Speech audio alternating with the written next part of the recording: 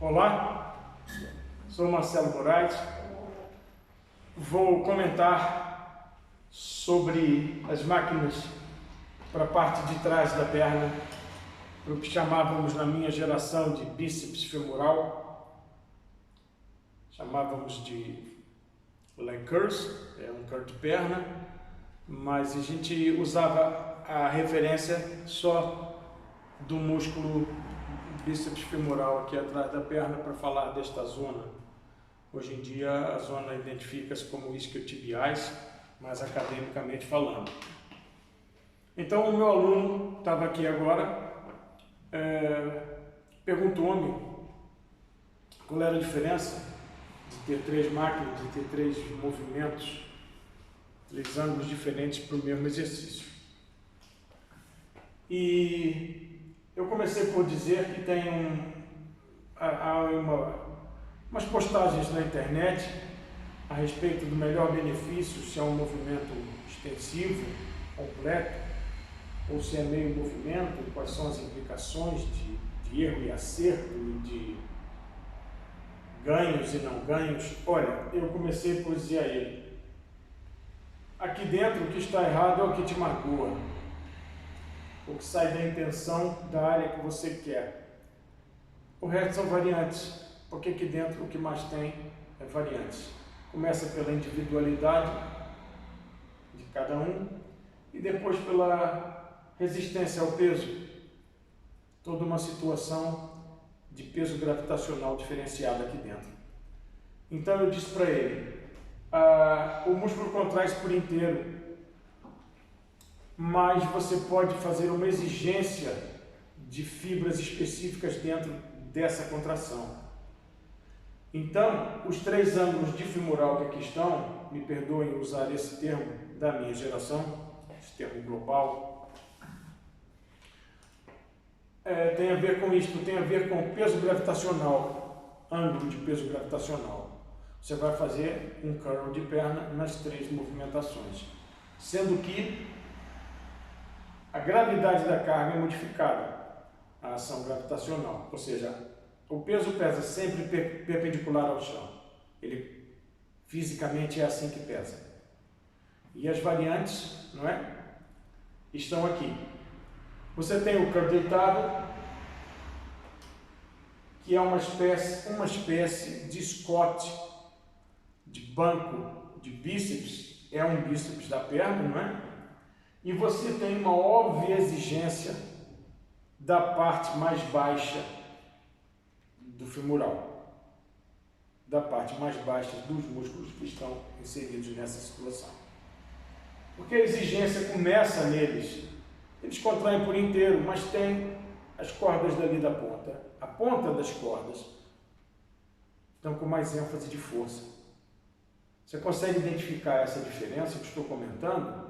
Se você for ver um cabo de guerra, que é aquele movimento do pessoal todo agarrado à corda, uns contra os outros, um lado de lá querendo puxar, o lado de cá querendo puxar, você vai observar que quem está na ponta, quem está aqui na primeira corda, o primeiro da corda, está fazendo mais força do que o último lado da corda. Somos todos aqui para a mesma função e sentido. Mas eu estou aqui na cara do gol. Mal comparado. Essa analogia é o que estamos a falar daqui. Então, uma exigência um pouco mais baixa na ação muscular. Aqui você tem o calcetado, que na minha opinião, ele funciona um pouco, não sendo uma extensão, evidente, mas como um leg extensor no sentido de separação. A extensão de perna, a cadeira extensora, o leg extensor, é um movimento de separação muscular, é um movimento de ancinho na terra, né, de garfo na terra. Ele vem separar os vastos numa ação de extensão. Ele não é uma pressão, não é uma coisa global, ele é uma coisa de separação. Este movimento sentado tem uma função parecida. Ele traz para o pico do centro, não é? Mas ele traz abrindo os vastos, como um ancinho também na terra. Faz uma ótima separação da parte de trás da perna. Este é o curl em pé e irá aparecer com um bíceps concentrado. É bíceps da perna e irá aparecer com um bíceps de concentração, onde a gente quer o pico, onde a gente consegue uma parte alta.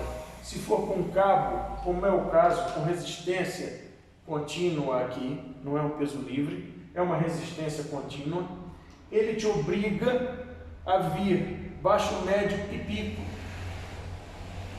Ele te obriga a vir numa parte que os outros dois não têm ênfase. Tá? Você treinando nas três, essas três que eu estou falando, há muita coisa média aí, essas são bacanas, são boas de função nessa discriminação que eu estou dando. Você, treinando nelas, você vai identificar o que eu estou falando.